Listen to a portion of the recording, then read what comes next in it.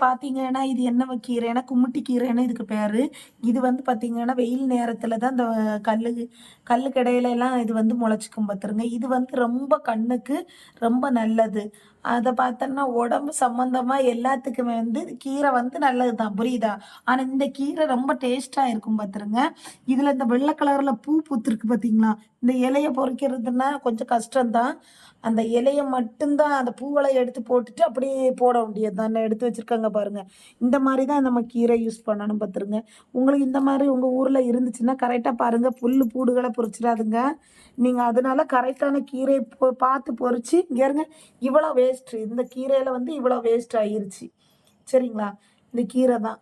முடிஞ்சிருந்தா அந்த கீரை புடிச்சிருந்தா மறக்காம லைக் பண்ணுங்க. சப்ஸ்கிரைப் பண்ணுங்க. முடிஞ்சா பெல் பட்டன மறக்காம கிளிக் பண்ணுங்க. சரிங்களா? நம்ம பொறிக்கிறது யாருன்னு பார்க்கலாமா?